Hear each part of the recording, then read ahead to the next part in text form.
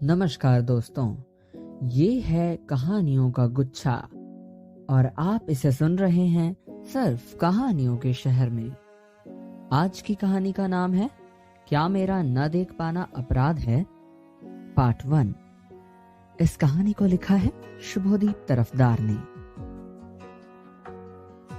कलिंग नगर के शिवाजी रोड में स्थित दुर्गा लेन के 36 नंबर मकान में इस वक्त घोर खामोशी छाई हुई है। ये रात की खामोशी नहीं है, ये घर के लैंडलाइन नंबर पर आई एक कॉल के बाद अचानक आई एक खामोशी है।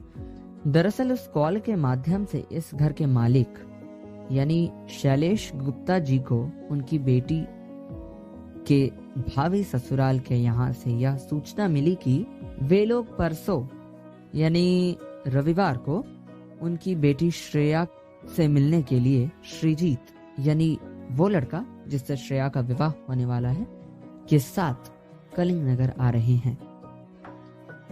अब आप सोच रहे होंगे कि ये तो खुशी की बात है कि वे शादी तय करने के लिए कलिंग आ रहे हैं, फिर इसमें खामोशी की क्या बात है और इस वक्त क्यों खामोशी छाई हुई है?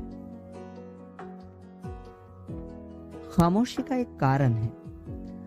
बात उस समय की है जब श्रेया बीए की पढ़ाई कर रही थी। उस वक्त उसका सबसे अच्छा दोस्त बेस्ट फ्रेंड कौशिक नाम का एक लड़का था जो कि उसी कॉलेज में सेम क्लास में श्रेया के साथ ही पढ़ाई करता था। एक दिन श्रेया और कौशिक दोनों एक दूसरे के साथ सिनेमा देखने जाने के लिए अपने अभिभावकों से परमिशन लेने आए, तो शैलेश और राधिका जी ने भी परमिशन दे दिया।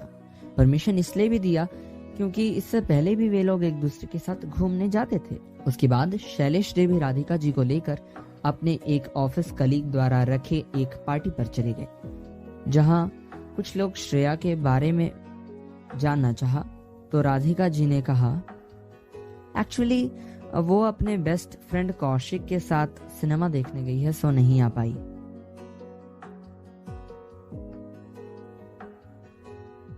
ये बात सुनते ही तपाक से एक और ऑफिस कलीग की वाइफ ने कहा, क्या लड़का best friend? Oh my God, Radhika ji आप ऐसे कैसे अपनी बिटिया को छोड़ देती हैं किसी लड़के के साथ?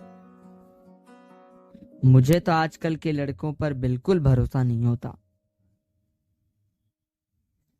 हाँ, आपने बिल्कुल सही कहा, बगल से एक और महिला ने कहा। क्योंकि शैलेश जी और राधिका जी दोनों ही बड़े अच्छे सोच रखने वाले थे, तो उन्होंने कहा नहीं, सभी ऐसे नहीं होते, और दूसरी तरफ चले गए। उसके बाद उन्होंने पार्टी में बहुत एंजॉय किया और एंजॉय करने के बाद अपने घर लौट आए।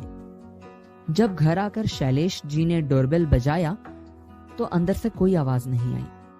जब एक दो बार और डोरबेल बजाने के बाद भी आवाज नहीं आई तो शैलेश जी ने घबरा कर कहा, राधिका, श्रेया अब तक घर नहीं आई क्या?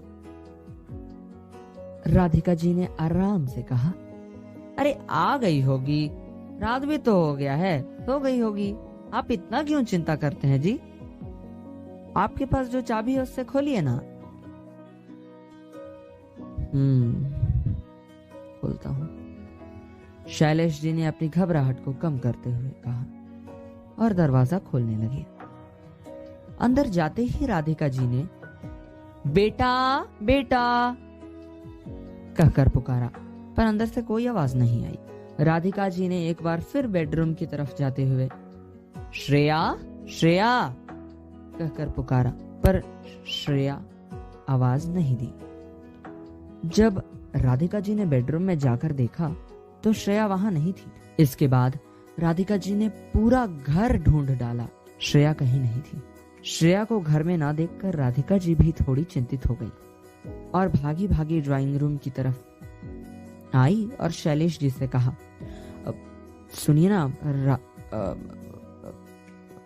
ना, श्रेया अब तक घर नहीं आई है। क्या?